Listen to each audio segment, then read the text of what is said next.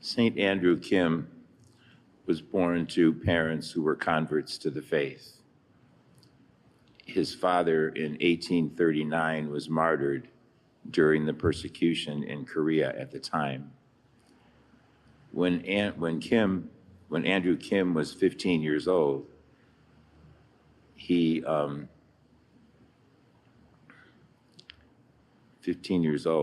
off to China in order to study for the priesthood. 6 years later, he came back and he was ordained a priest in China, and I believe in Shanghai. After that, he came back home and he was assigned to take missionaries back to Korea. So he found a way to sneak them through to get around the border patrol. But he was caught, and they tortured him and beheaded him. Around 1552 in Korea, the Japanese came and invaded, and they were Christian Japanese, and they brought with them literature about the Christian faith, and they were the ones that probably gave the first Koreans information about Christianity. And they read that information, but many, many years went by, and a lot of them had decided they wanted to be Catholic.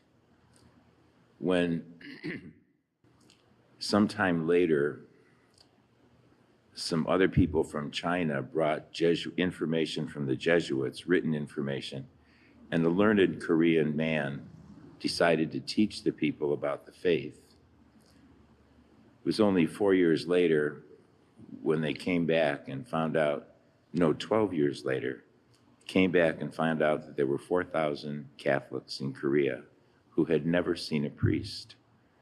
7 years later, there were 10,000 Catholics in Korea. And when Pope John Paul II canonized Andrew Kim and Paul Chong and their companions, he canonized 98 people, most of whom were laymen and women who were martyred. And John Paul said the amazing thing about the Christianity and Catholicism in Korea was that it was started entirely by lay people. And he said that was interesting because when you think about it, how did they manage to be Catholic without sacraments? They were studying the church. They were learning about the church and learning about the sacraments. God had given them the gift of faith. They hoped that one day a priest would come to them, and they continued to study the faith.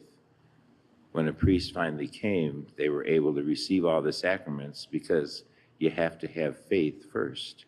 The sacraments are based on the faith that a person has. And so if there's no faith, they can't receive the sacraments. We see that today in our own RCIA program. People who are not ever baptized, adults, and come through the program, they spend months learning about the faith. And when that faith becomes strong, they're ready to accept it and to publicly make a profession of faith.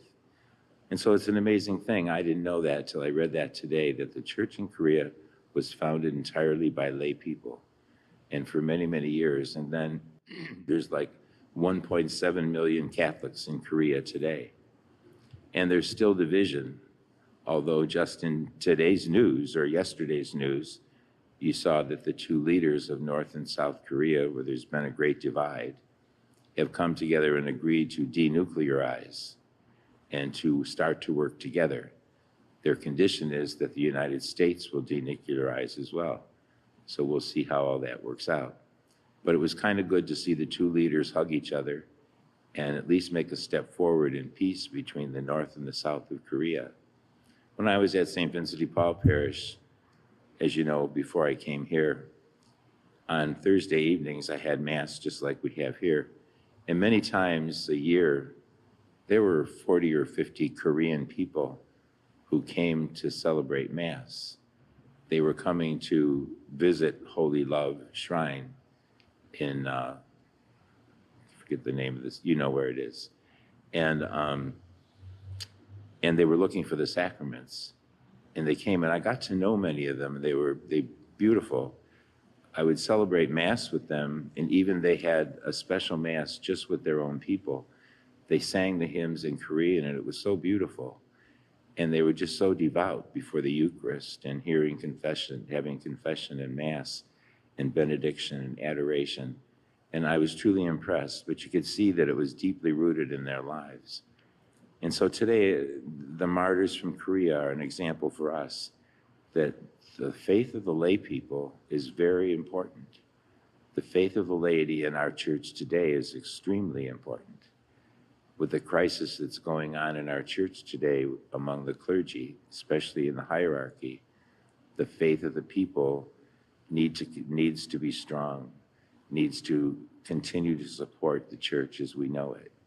The church is divine and it will never be destroyed, Jesus promised us, but the church is also human. And so because of that, there's sinfulness in the church, including you and me. But at the same time, we look at the gospel tonight and see how compassionate Jesus was to this woman. She comes in and with all the sincerity of her heart, how tenderly she cares for Jesus. And he says she's forgiven. And then the Pharisee teaches him a great lesson, that she might have been the strongest sinner, but she has much more to be thankful for now. And so I think that's a lesson for us too, that the grace of God is there for us all, and he rejoices when we accept that grace. Even if our sins aren't mortal sins, they're still sins, and he still forgives, and we still need that love. So today we thank God again for the witness of these martyrs. They were tortured terribly, and yet they never gave in and persevered in their faith, and their blood was shed, and that blood was the seed of Christianity and Catholicism in Korea. Let us stand now and offer our prayers and petitions.